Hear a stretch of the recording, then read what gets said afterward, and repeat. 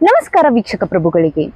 ಇವತ್ತು ನಾನು ನಿಮ್ಮ ಮುಂದೆ ತಂದಿರುವ ವಿಷಯವೇನೆಂದರೆ ಘಟಪ್ರಭಾ ಭಾಗದ ನಡೆದಾಡುವ ದೇವರು ಭಕ್ತರ ಪಾಲಿನ ಆರಾಧ್ಯ ದೈವವಾದ ಶ್ರೀಮನ್ ನಿರಂಜನ ಪ್ರಣವ ಸ್ವರೂಪಿ ಡಾಕ್ಟರ್ ಮಲ್ಲಿಕಾರ್ಜುನ್ ಮಹಾಸ್ವಾಮೀಜಿಯವರ 41ನೇ ಹುಟ್ಟುಹಬ್ಬದ ಪ್ರಯುಕ್ತವಾಗಿ ಈ ಕಾರ್ಯಕ್ರಮ ಸಮರ್ಪಣೆ.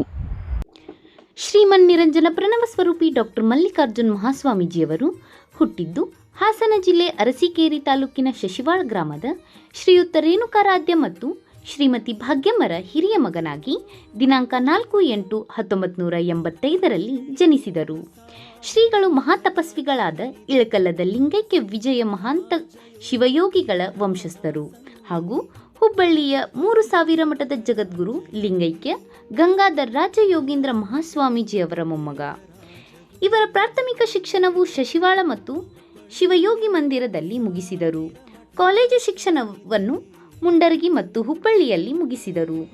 ಎಂಎ ಫಿಲಾಸಫಿ ಪದವಿಯನ್ನು ಕರ್ನಾಟಕ ವಿಶ್ವವಿದ್ಯಾಲಯ ಧಾರವಾಡದಲ್ಲಿ ಬಂಗಾರದ ಪದಕದೊಂದಿಗೆ ಮುಗಿಸಿ ಕನ್ನಡ ಎಂಎ ಪದವಿಯನ್ನು ಬಾಗಲಕೋಟೆಯ ಚಿರಂತಿಮಠ್ ಕಾಲೇಜಿನಲ್ಲಿ ಮುಗಿಸಿ ಬೆಳಗಾವಿ ರಾಣಿ ಚೆನ್ನಮ್ಮ ವಿಶ್ವವಿದ್ಯಾಲಯದಲ್ಲಿ ಮುಂಡರಗಿ ಜಗದ್ಗುರುಗಳು ಬರೆದ ವಚನ ಸಾಹಿತ್ಯದಲ್ಲಿ ಶಿವಶರಣರ ಪ್ರಭಾವ ಎಂಬ ವಿಷಯದಲ್ಲಿ PhD ಪದವಿಯನ್ನು ಪಡೆದರು.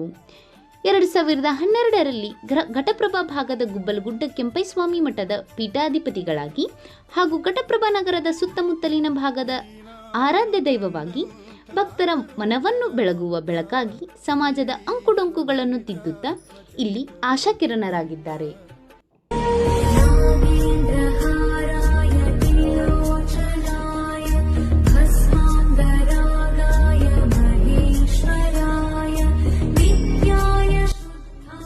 ಕಾರ್ಯಕ್ರಮ ನನ್ನ ದೇವರೊಂದಿಗೆ ನಾನು, ನನ್ನ ದೇವರ ಮನದಾಳದ ಮಾತು ನಿಮ್ಮ ಮುಂದೆ. ಗುರುಗಳಿಗೆ ಮೊದಲ ಪ್ರಶ್ನೆ, ತಾವು ಎಷ್ಟೇ ಟೆನ್ಷನ್ ನಲ್ಲಿದ್ರು, ಎಷ್ಟೇ ಗೊಂದಲದಲ್ಲಿದ್ರು ಸದಾ ನಗುನಗುತ್ತಾ ಹಸನ್ಮುಖಿಯಾಗಿ ಇರ್ತೀರಾ, ಇದಕ್ಕೆ ಕಾರಣವೇನು? ಮನುಷ್ಯ ಅಂತ ಅಂದಮೇಲೆ ಪ್ರತಿಯೊಬ್ಬರಿಗೂ ಸಮಸ್ಯೆಗಳು ಇರ್ತಾವ, ಪ್ರತಿಯೊಬ್ಬರಿಗೂ ನೋವು ನಲಿವು ಅಂತ ಪ್ರತಿಯೊಬ್ಬರಿಗೂ ಇರ್ತಾವ. ಬಹುತೇಕ ನಾವೆಲ್ಲರೂ ತಿಳ್ಕೊಂಡಿದ್ದೀವಿ ಏನಂತಂದ್ರೆ, ಒಂದು ದಿವಸ ಅರಳಿರ್ತಕ್ಕಂಥವು ಸಂಜೆ ಬಾಡಿ ಹೋಗ್ತೈತಿ. ಆದ್ರೆ ಆ ಹೂವು ತಾನು ಅರಳಿ ನಿಂದಿರೋದ್ರ ಜೊತೆಗೆ ಬಾಡಿದಂಥ ಎಷ್ಟೋ ಮನಸ್ಸುಗಳನ್ನು ಅರಳಿಸುವಂಥ ಕೆಲಸವನ್ನು ಒಂದು ಹೂವು ಮಾಡ್ತೈತೆ. ಅದು ಅದರದ್ದು ಆಯುಷ್ಯ ಒಂದೇ ದಿವಸ, ಆದ್ರೆ ಅದಕ್ಕೆ ಅದು ಎಷ್ಟು ಸಂತೋಷವಾಗಿರ್ತದೆ. ಹಂಗೆ ನೋವು ನಲಿವುಗಳು ಏನೇ ಇದ್ರೂ ಕೂಡ ಆ ಎಲ್ಲ ನೋವುಗಳಿಗೆ ನಾವು ಮುಖ ಗಂಟು ಹಾಕೊಂಡು ಅಥವಾ ಚಿಂತಾಕ್ರಾಂತರಾಗಿ ಕೂಡೋದ್ರಲ್ಲಿ ಏನು ಅರ್ಥ ಇಲ್ಲ. ನಮ್ಮ ಸಮಸ್ಯೆಗಳು ನಮಗೆ ಏನೇ ಇದ್ರೂ ಬಂದಂಥವ್ರ ಜೊತೆ ನಮ್ಮ ಸಮಸ್ಯೆಗಳನ್ನು ಹೇಳ್ಕೊಳ್ಳೋದಕ್ಕಿಂತ, ನಮ್ಮದೇ ಭಾರ ಅಂತ ಹೇಳೋದಕ್ಕಿಂತ, ನಮ್ಮ ಹತ್ರ ಬರೋರೆ ಭಾಳಷ್ಟು ಜನ ಸಮಸ್ಯೆಗಳಿದ್ದಂಥವ್ರೆ ನಮ್ಮ ಹತ್ರ ಬರ್ತಿರ್ತಾರೆ. ಅವಾಗ ನಾವು ಅವ್ರನ್ನ ನಗನಗ್ತಾ ಪ್ರೀತಿಯಿಂದ ಅವ್ರ ಸಮಸ್ಯೆಗಳನ್ನು ಕೇಳಿದಾಗ ಅಂಥ ಟೈಮ್ದಲ್ಲಿ ಅವ್ರಿಗೆ ಎಷ್ಟೋ ಒಂದು ಅವರಿಗೆ ರಿಲ್ಯಾಕ್ಸ್ ಆಗ್ತದೆ. ಅದಕ್ಕೋಸ್ಕರವಾಗಿ ನಮ್ಮ ಏನೇ ನೋವುಗಳಿದ್ರು ನಲಿವುಗಳಿದ್ರೂ ಕೂಡ ನಾವು ಮಾನಸಿಕವಾಗಿ ಅವು ಯಾವುದನ್ನು ಚಿಂತೆ ಮಾಡಲಾರದೆ, ಯಾಕಂದ್ರೆ ಪ್ರತಿಯೊಬ್ಬ ಮನುಷ್ಯ ಅಂದಮೇಲೆ ಸಮಸ್ಯೆ ಬರವೇ. ಅದಕ್ಕೆ ಅವು ಏನೇ ಸಮಸ್ಯೆಗಳು ಬಂದ್ರೂ ನಾವು ಭಗವಂತಗೆ ಎಷ್ಟೇ ಕೇಳ್ತೀವಿ, ದೇವರೇ ನೀವು ಎಷ್ಟೇ ಸಮಸ್ಯೆಗಳು ಕೊಟ್ಟರು ಕೂಡ ಆ ಸಮಸ್ಯೆಗಳಿಂದ ಆಗುವಂತಹ ಬೇಜಾರಿರ್ಬೋದು, ನೋವುಗಳನ್ನು ಸಹಿಸ್ಕೊಳ್ಳುವಂಥ ಶಕ್ತಿನೂ ನೀನೇ ಕೊಡಬೇಕು, ಆ ಸಮಸ್ಯೆ ಪರಿಹಾರನೂ ನೀನೇ ಕೊಡ್ಬೇಕಂತೇಳಿ ಕೇಳ್ಕೊತೀವಿ. ಹೊರತು ನಾವು ಆ ಥರ ಮುಖ ಗಂಟು ಹಾಕ್ಕೊಂಡು ಬೇಜಾರು ಮಾಡಿಕೊಂಡು ಚಿಂತೆ ಮಾಡುವಂಥದ್ದು ನಾವು ಎಂದೂ ಮಾಡಿಲ್ಲ, ಮಾಡೋದು ಇಲ್ಲ. ತಾವು ಸದಾ ಭಕ್ತರ ಯೋಗಕ್ಷೇಮವನ್ನೇ ಬಯಸುತ್ತೀರಿ, ಇದರ ತಾತ್ಪರ್ಯವೇನು? ಒಬ್ಬರು ಸ್ವಾಮೀಜಿಯಾಗಿರ್ತಕ್ಕಂಥವ್ರು ಯಾವಾಗಲೂ ಹಿಂಗೆ ವಿಚಾರ ಮಾಡಬೇಕಲ್ಲ, ಭಕ್ತ ಚೆನ್ನಾಗಿದ್ರೆ ಸ್ವಾಮಿ ಚೆನ್ನಾಗಿದೆ. ಒಂದು ಭಕ್ತರ ಭಕ್ತಿಯೇ ಶ್ರೀಮಠದ ಶಕ್ತಿ ಅಂತ ಹೇಳ್ತೇವೆ. ಅದರ ಅರ್ಥ ಏನು ಅಂತಂದ್ರೆ, ಭಕ್ತ ಚೆನ್ನಾಗಿದ್ದ ಅಂದರೆ, ಭಕ್ತ ಆರೋಗ್ಯವಂತಾಗಿದ್ದ ಅಂದರೆ, ಭಕ್ತ ಸ್ಥಿತಿವಂತನಾಗಿದ್ದ ಅಂದರೆ, ಅವನು ಶ್ರೀಮಂತನಾಗಿದ್ದ ಅಂತ ಅಂದರೆ ಮಠನೂ ಕೂಡ ಶ್ರೀಮಂತವಾಗಿರುತ್ತದೆ. ಭಕ್ತರೇ ಚೆನ್ನಾಗಿದ್ದಿಲ್ಲ ಅಂತಂದ್ರೆ ಮಠದ ಅಭಿವೃದ್ಧಿನೂ ಮಾಡ್ಲಿಕ್ಕಾಗಲ್ಲ, ಧಾರ್ಮಿಕ ಚಟುವಟಿಕೆಗಳನ್ನು ಮಾಡ್ಲಿಕ್ಕೆ ಸಾಧ್ಯ ಇಲ್ಲ. ಹಾಗಾಗಿ ಭಕ್ತರ ಯೋಗಕ್ಷೇಮ ಬಹಳ ಮುಖ್ಯವಾಗಿರ್ತಕ್ಕಂಥದ್ದು. ಅವರು ಚೆನ್ನಾಗಿದ್ರು ಅಂದರೆ ಮಠಗಳನ್ನು ಚೆನ್ನಾಗಿರ್ಬೋದು, ಎಲ್ಲ ಕಾರ್ಯಕ್ರಮಗಳನ್ನು ಕೂಡ ಚೆನ್ನಾಗಿ ಮಾಡ್ಬೋದು.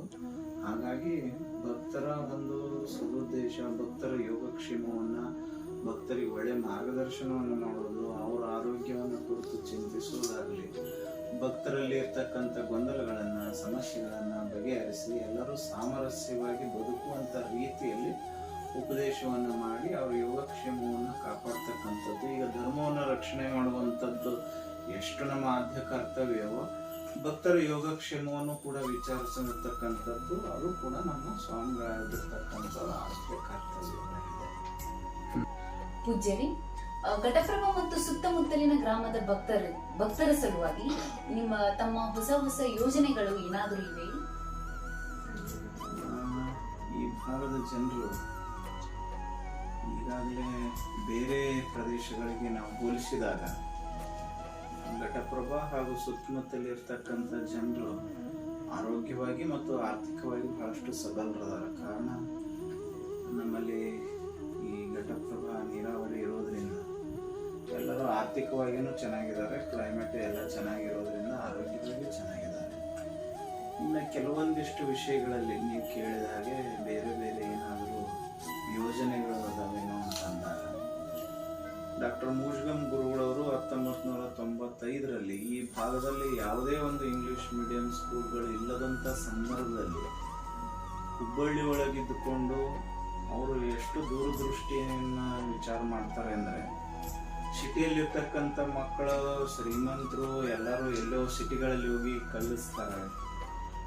ಹಾಗಾಗಿ ಹಳ್ಳಿಯಲ್ಲಿರ್ತಕ್ಕಂಥ ಮಕ್ಕಳು ಕೂಡ ಇಂಗ್ಲಿಷ್ ಮಾಧ್ಯಮದಲ್ಲಿ ಸ್ಕೂಲನ್ನು ಕಲಿತು ಅವರು ಕೂಡ ನಗರ ಪ್ರದೇಶದ ಜನರ ಹಾಗೆ ಅವರು ಕೂಡ ಮುಂದೆ ಬರಲಿ ಅನ್ನುವಂಥ ಒಂದು ಉದ್ದೇಶವನ್ನು ಇಟ್ಕೊಂಡು ಆ ಕಾಲಕ್ಕೆ ಗಂಗಾಧರ ಅಜ್ಜವರು ನಮ್ಮ ಶಿರಡಾಳ ವಸತಿ ಶಾಲೆಯನ್ನು ಪ್ರಾರಂಭ ಮಾಡ್ತಾರೆ.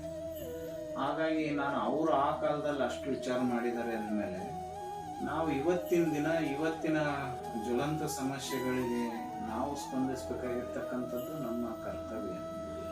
ಹಾಗಾಗಿ ಈಗ ನಮ್ಮ ಮುಂದಿರ್ತಕ್ಕಂಥ ಕೆಲವೊಂದಿಷ್ಟು ವಿಚಾರಗಳಲ್ಲಿ ಒಂದೆರಡು ಹೇಳಬಹುದು.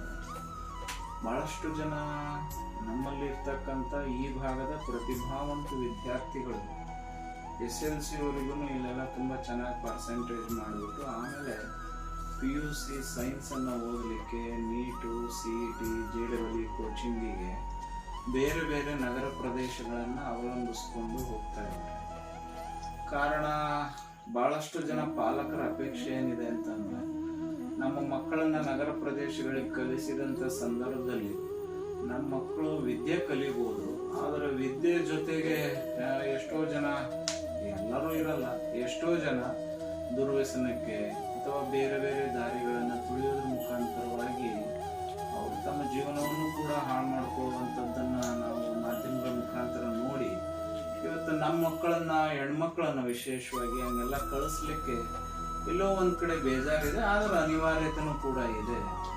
ಹಾಗಾಗಿ ನೀವು ಯಾಕೆ ಇಲ್ಲಿ ಸೈನ್ಸ್ ಕಾಲೇಜನ್ನು, ಅದರ ಜೊತೆಗೆ ಇವು CET ಇರ್ಬೋದು, ನೀಟ್ ಇರ್ಬೋದು, JEE ಕೋಚಿಂಗ್ ಇರ್ಬೋದು, ಅವನ್ನೆಲ್ಲ ಯಾಕೆ ಮಾಡಬಾರ್ದು? ನೀವು ಮಾಡಿದ್ರೆ ನಾವೆಲ್ಲರೂ ಕೂಡ ಸಹಕರಿಸ್ತೀವಿ ಅನ್ನುವಂಥದ್ದು ನಮ್ಮ ಭಾಗದ ಜನರ ಅಪೇಕ್ಷೆ ಇದೆ.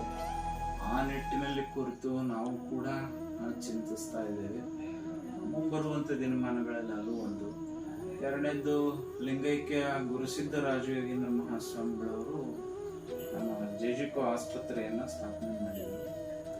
ಆ ಆಸ್ಪತ್ರೆ ಬಹುತೇಕ ಆ ಕಾಲದಿಂದ ಇವತ್ತಿನವರೆಗೂ ಕೂಡ ಬಡವರಿಗೋಸ್ಕರವಾಗಿ ಇರ್ತಕ್ಕಂಥ ಒಂದು ಆಸ್ಪತ್ರೆ. ಆ ಆಸ್ಪತ್ರೆ ಈಗಾಗಲೇ ನಮ್ಮ ಅಲ್ಲಿರ್ತಕ್ಕಂಥ BKH ಪಾಟೀಲ್ ಅವರ ಒಂದು ನೇತೃತ್ವದಲ್ಲಿ ಈಗಾಗಲೇ ಎಲ್ಲ ರೀತಿಯ ರೋಗಗಳಿಗೆ ಔಷಧೋಪಚಾರ ಮಾಡ್ತಾ ಇದ್ದಾರೆ.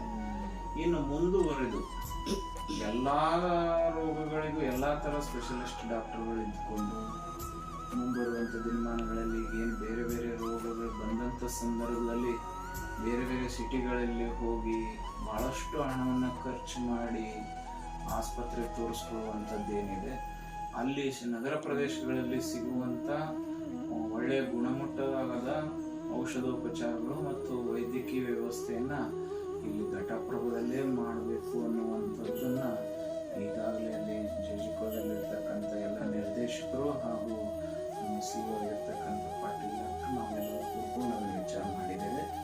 ಅದನ್ನು ಕೂಡ ಮುಂಬರುವಂಥ ದಿನಮಾನದಲ್ಲಿ ಈ ಭಾಗದ ಜನರಿಗೆ ಅದು ಒಂದು ಒಳ್ಳೆಯ ರೀತಿಯಿಂದ ಉಪಯೋಗ ಆಗುವಂಥ ನಿಟ್ಟಿನಲ್ಲಿ ಅದೊಂದು ಕೆಲಸ ಮಾಡಬೇಕು ಅನ್ನುವಂಥದ್ದು ಕೂಡ ಅದು ನಮ್ಮ ಯೋಜನೆಗಳು. ಇನ್ನು ಹಲವಾರು ಯೋಜನೆಗಳಿದಾವೆ. ಸುಮ್ಮನೆ ಯೋಜನೆಗಳನ್ನು ಹೇಳ್ಕೊತ ಕುಂತಿರೋದ್ರಾಗ ಅರ್ಥ ಇಲ್ಲ. ಹಂತ ಹಂತವಾಗಿ ನಾವು ಎಲ್ಲವನ್ನೂ ಪೂರ್ಣ ಮಾಡಬೇಕನ್ನುವಂಥ ಇಚ್ಛೆ ಇದೆ. ಹಾಗಾಗಿ ಈ ಭಾಗದ ಜನರಿಗೋಸ್ಕರವಾಗಿ ನಾವು ಸದಾ ಶ್ರಮ ಪಡಲಿಕ್ಕೆ ಸಿದ್ಧರಿದ್ದೇವೆ. ಪೂಜ್ಯರೇ, ಕೊನೆಯದಾಗಿ ಒಂದು ಪ್ರಶ್ನೆ. ನಿಮ್ಮ ಭಕ್ತರ ಬಗ್ಗೆ ನಿಮ್ಮ ಅಭಿಪ್ರಾಯವೇನು? ನಮ್ಮ ಭಕ್ತರ ಬಗ್ಗೆ ನನಗೆ ಬಹಳ ಒಂದು ಅಪಾರವಾದ ಹೆಮ್ಮೆ ಇದೆ. ಯಾಕಂತಂದ್ರೆ ನಾನು ಈ ಮಠಕ್ಕೆ ಬಂದಂಥ ಸಂದರ್ಭದಲ್ಲಿ ಶ್ರೀಮಠದಲ್ಲಿ ಯಾವುದೇ ರೀತಿಯಿಂದ ವ್ಯವಸ್ಥೆ ಇದ್ದಿಲ್ಲ. ಇವತ್ತು ಒಂದು ಹೊತ್ತಿನ ಉಪಹಾರದ ವ್ಯವಸ್ಥೆ ಕೂಡ ಮಾಡಿಕೊಳ್ಳಿದ ಆಗಲಾರಂಥ ಪರಿಸ್ಥಿತಿ ಇದ್ದಂಥ ಸಂದರ್ಭದಲ್ಲಿ ನಾನು ಈ ಮಠಕ್ಕೆ ಬಂದಂಥ ಸಂದರ್ಭ. ಅವತ್ತಿನಿಂದ ಇವತ್ತಿನವರೆಗೂ ಕೂಡ ಈ ಭಾಗದ ಭಕ್ತರು ಜಾತ್ಯತೀತವಾಗಿ ಪ್ರತಿಯೊಬ್ಬರೂ ಕೂಡ ನಮ್ಮನ್ನು ಬಹಳಷ್ಟು ಗೌರವದಿಂದ ಒಪ್ಪಿಕೊಂಡು ಎಲ್ಲ ಕಾರ್ಯಕ್ರಮಗಳಿಗೆ ಕರೆಯೋದ್ರ ಜೊತೆಯಾಗಿ ಅವ್ರ ಮನೆಯಲ್ಲಿ ಏನೇ ಶುಭ ಕಾರ್ಯಕ್ರಮಗಳನ್ನು ಮಾಡಿದ್ರು ನಮ್ಮ ಗುರುಗಳು ಅದರ ಅನ್ನುವಂಥ ಭಾವನೆಯಿಂದ ಪ್ರತಿಯೊಬ್ಬರು ಜಾತ್ಯತೀತವಾಗಿ ನಮ್ಮನ್ನು ಗೌರವದಿಂದ ಕಾಣ್ತಾ ಬಂದಿದ್ದಾರೆ. ಹಾಗಾಗಿ ನಮಗೂ ಕೂಡ ಒಂದು ಅಪಾರವಾದ ಗೌರವದ. ನಾವು ಈ ಮಠಕ್ಕೆ ಬಂದ ಇವತ್ತಿನವರೆಗೂ ಕೂಡ ನಾವು ಯಾವುದೇ ಒಬ್ಬ ವ್ಯಕ್ತಿಯ ಜಾತಿಯನ್ನು ನಾವೆಂದೂ ಕೇಳಿಲ್ಲ, ಕೇಳೋದೂ ಇಲ್ಲ. ಎಲ್ಲರೂ ಯಾರು ಭಕ್ತಿಯಿಂದ ಬರ್ತಾರೋ ಅವರೆಲ್ಲ ಭಕ್ತರೇ ಅನ್ನುವಂಥ ಮನೋಭಾವ ನಮ್ಮದು. ಇಲ್ಲಿ ಅವನು ಆ ಜಾತಿಯವರು, ಇವರು ಈ ಜಾತಿಯವರು ಅಂತಕ್ಕಂಥದ್ದಿಲ್ಲ. ಯಾರು ಭಕ್ತಿಯಿಂದ ಬರ್ತಾರೆ ಅವರನ್ನ ನಾವು ಭಕ್ತರನ್ನಾಗಿ ಪ್ರೀತಿಯಿಂದ ಕಾಣುವಂಥದ್ದು. ಆ ನಿಟ್ಟಿನಲ್ಲಿ ಈ ಭಾಗದ ಜನರೊಂದಿಗೆ ನಮಗೂ ಗುರು ಶಿಷ್ಯರ ಸಂಬಂಧ ಬಹಳ ಅನ್ಯೋನ್ಯವಾಗಿದೆ. ಹಾಗಾಗಿ ನಾನು ಅವ್ರ ಬಗ್ಗೆ ಒಂದು ಅಪಾರವಾದ ಗೌರವವನ್ನು ಇಟ್ಕೊಂಡಿದ್ದೇನೆ. ಯಾಕಂದರೆ ಬಹಳಷ್ಟು ಊರುಗಳಲ್ಲಿ ನಾವು ವಿಚಾರ ಮಾಡಿದಾಗ ನಮ್ಮೂರು ಜನ ಭಾಳ ಕಾಡ್ತಾರ ಹಂಗೆ ಹಿಂಗೆ ಅಂತ ಹೇಳುವಂಥ ಎಷ್ಟೋ ಉದಾಹರಣೆಗಳನ್ನು ನಾವು ಕೇಳಿದ್ವಿ ಬೇರೆ ಬೇರೆ ಗುರುಗಳನ್ನು. ಆದರೆ ನಾನು ಒಂದು ಹೆಮ್ಮೆಯಿಂದ ಹೇಳ್ಕೊತೀನಿ, ಏನು ಅಂತಂದರೆ ನಮ್ಮ ಘಟಪ್ರಭಾ ಹಾಗೂ ಸುತ್ತಮುತ್ತಲಿನ ಜನ ಭಾಳ ಒಳ್ಳೆಯವರು. ಯಾಕಂದರೆ ನಾವು ಏನೇ ಒಂದು ಕೆಲಸ ಮಾಡಿದ್ರೂ ಕೂಡ ಆ ಕೆಲಸಕ್ಕೆ ಪ್ರೋತ್ಸಾಹವನ್ನು ಕೊಡ್ತಾ ಇದ್ದಾರೆ.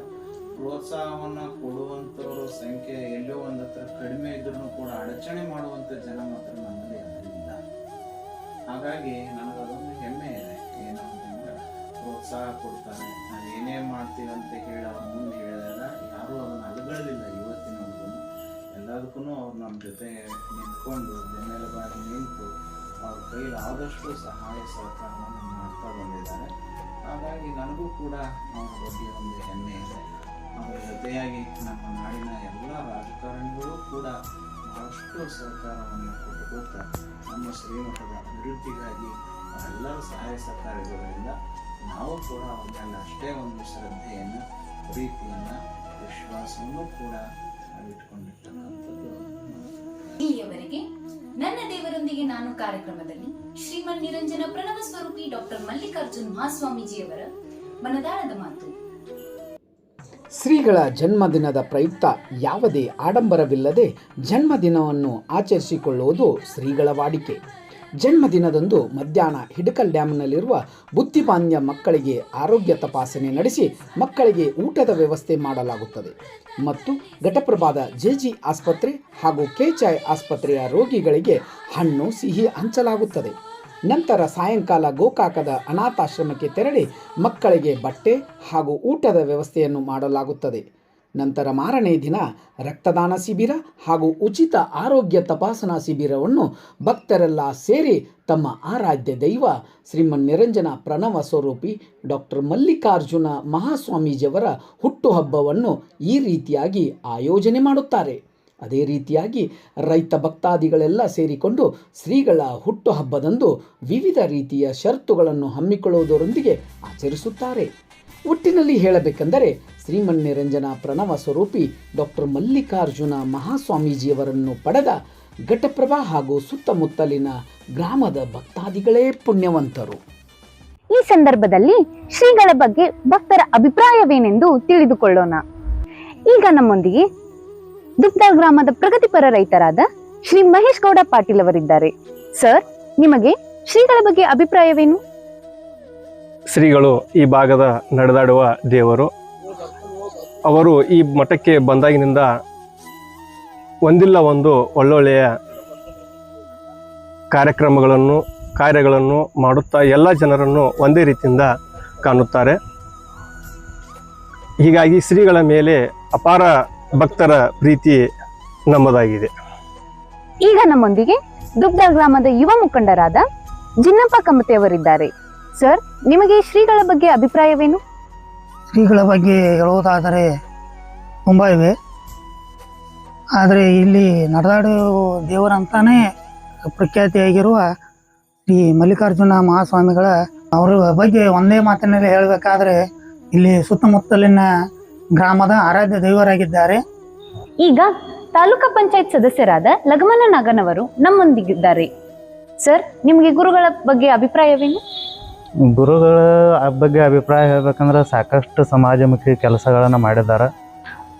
ಬರೀ ಘಟಪ್ರಭಾ ಅಂದ್ರೆ ಘಟಪ್ರಭಾ ಅಲ್ಲ, ಸುತ್ತಮುತ್ತ ಇರುವಂಥ ಪ್ರತಿಯೊಂದು ಗ್ರಾಮದಲ್ಲೂ ಕೂಡ ಅವರು ಅಷ್ಟ ಭಕ್ತರನ್ನು ಸಂಪಾದನೆ ಮಾಡಿದ್ದಾರೆ. ಸಾಕಷ್ಟು ಸಮಾಜಮುಖಿ ಕೆಲಸಗಳನ್ನು ಮಾಡಿದ್ದಾರೆ. ಅವರು ಹುಟ್ಟುಹಬ್ಬದ ಪ್ರಯುಕ್ತ ವಿವಿಧ ರೀತಿಯ ಕಾರ್ಯಕ್ರಮಗಳನ್ನು ಇವತ್ತು ಉಚಿತ ಆರೋಗ್ಯ ತಪಾಸಣೆ ಇರ್ಬೋದು, ಹಾಗೂ ಗಿಡ ಹಚ್ಚೋ ಕಾರ್ಯಕ್ರಮ ಇರ್ಬೋದು, ಮಕ್ಕಳಿಗೆ ಊಟ ವಸತಿ ಸೌಕರ್ಯಗಳನ್ನು ಹಲವಾರು ಕೊಟ್ಟಿದ್ದಾರೆ. ಹೇಳ್ಕೊತ ಹೋದ್ರೆ ಅದು ದೊಡ್ಡ ಲಿಸ್ಟ್ ಆಗ್ತದೆ. ಗುರುಗಳಂದ್ರೆ ಭಾಳ ಈ ಭಾಗದಾಗ ನಡೆದಾಡುವ ದೇವರಂದ್ರೆ ಪ್ರಸಿದ್ಧತೆ ಪಡೆದಾರ. ಈಗ ನಮ್ಮೊಂದಿಗೆ ದುಗ್ಧ ಗ್ರಾಮದ PKPS ಅಧ್ಯಕ್ಷರಾದ ರಾಮಪ್ಪ ದೇಮನ್ನವರ್ ಅವರು ನಮ್ಮೊಂದಿಗಿದ್ದಾರೆ. ಸರ್, ನಿಮಗೆ ಶ್ರೀಗಳ ಬಗ್ಗೆ ಅಭಿಪ್ರಾಯವೇನು? ಶ್ರೀ ಮಲ್ಲಿಕಾರ್ಜುನ ಕಂಪಲ್ಸನ್ ಮಠದ ಪೀಠಾಧಿಪತಿಗಳು ಸಮಾಜಮುಖಿ ಎಲ್ಲ ಕೆಲಸ ಮಾಡ್ಕೊಳ್ಳಿದ್ರು. ಸುತ್ತ 4 ಹಳ್ಳಿಗೂ ಚಲೋ ಮಾಡಿದ್ರಿ. ವಿವಿಧ ರೀತಿಯಾಗಿ ನಾಳೆ ಅವರು 5 ತಾರೀಕು ಹುಟ್ಟುಹಬ್ಬದ ಕಾರ್ಯಕ್ರಮವೂ ಜಗುರಿದೈತಿ. ಅಂದರೆ ರಕ್ತ ತಪಾಸಣೆ ಮಾಡೋದು, ಆರೋಗ್ಯ ಇದು ಮತ್ತು ಬ್ಲಡ್ ಹಾರ್ಟ್ದವ್ರದ್ದು, ಕೇಲಿ ಇದ್ರವ್ರು ಅವರು ಬರ್ತಾರೆ. ನಿಮ್ದು ವಿವಿಧ ರೀತಿ ಮತ್ತೆ ಇನ್ನು ಗಾಡಿ ಸರ್ತ ಅವು ಎಲ್ಲ ಮಾಡಿದ್ದಾರೆ. ಒಟ್ಟಿನಲ್ಲಿ ಸ್ವಾಮಿಗಳು ಎಲ್ಲರಿಗೂ ಅಚ್ಚುಮೆಚ್ಚಿನ ಸ್ವಾಮೀಜಿಗಳು ಆಗಿದ್ದಾರೆ.